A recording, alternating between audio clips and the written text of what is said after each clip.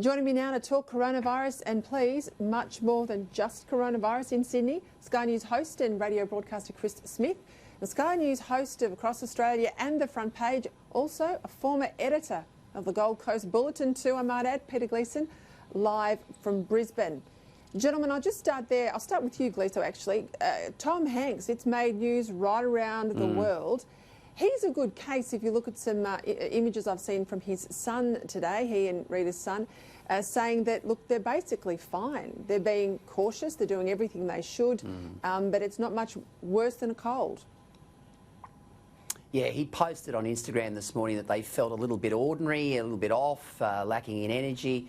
His wife, Rita Wilson, she had a little bit of a fever, but they've gone in and been tested. But of course, the real implications here, Peter, are that he was here for the pre-production and the shooting of Elvis, the movie, which employs 350 staff down there at the Warner Brothers studios on the Gold Coast, and that has now been indefinitely delayed. It's also, as you say, put the Gold Coast firmly on the world map because he is obviously one of Hollywood's most bankable stars, but it's sort of, I guess, he's also one of those actors we know, Peter, that's very friendly. He's very self-effacing, and he used to walk every morning, or has been walking every morning on the beach down there at Mermaid Beach, and a lot of people have been getting selfies with him. So, look, I guess it just rams home the point, doesn't it, that this is highly contagious and anyone's susceptible. Right, let's go into some of the measures. I'm not asking you for the economic assessment, Chris Smith. I watched the PM's press conference. I think there was a lot in there for small business. There was a lot in there for low or fixed income earners. How do you think, in broad terms, your audience on 2GB, getting that information as they did just before lunchtime today, how do you think they will have taken the PM's stimulus measures? I think they would have been positive. I think, like business, they're going to welcome the kind of stimulation that does work. You know, we know from history that if you're talking to families that need to spend because they've got kids, etc., and they've got school fees and they've got other costs, and they're also pretty good at spending and obtaining different sort of assets from electrical stores, etc. They're the people you've got to target. So they've targeted the right people. But my overall impression is, you know, they'd be chewing their fingernails a little bit on this one, because here we have a situation where, unlike the GFC and unlike what faced Kevin Rudd and the Labor Party, is that we've got people who are literally locking themselves up for 6 months at home. A lot of people, and this is one of the reasons why I think they've taken the toilet paper, because they'd planned to lock themselves down, similar to what they saw in Wuhan. And I don't know whether $750 in the pocket of someone who's not coming out of their house is going to directly impact on the economy. I hope I'm dead wrong. Other than that, the Part A and Part B family bonus, so they're people that will get the $750.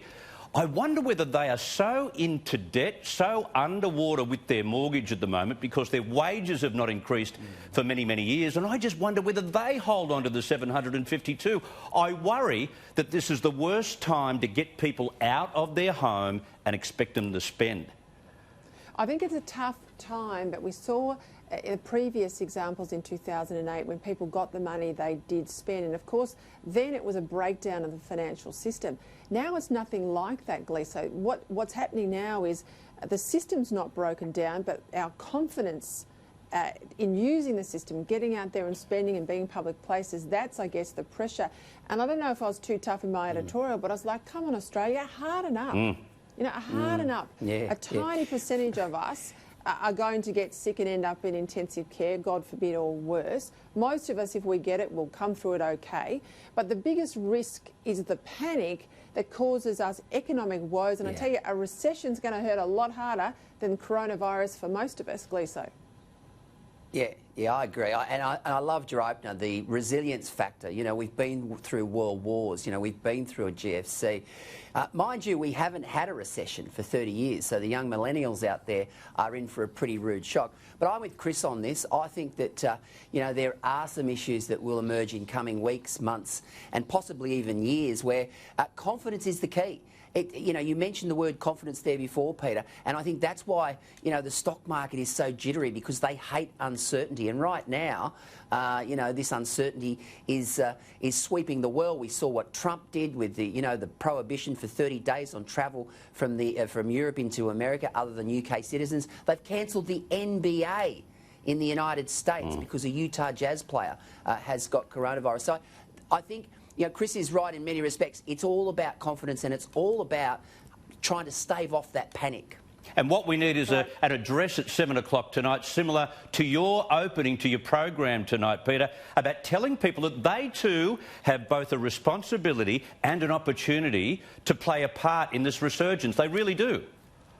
Yeah, it doesn't matter if the government gave us all $1 million in our bank account. If we weren't to spend it, if we were to hang on to that money, we would tip into a recession as quick as look at you. So, it's one thing to put the money out there. We've all got to do our bit, and I'll be telling my husband that when I get the credit card out over the weekend. I'm just doing my bit for the economy.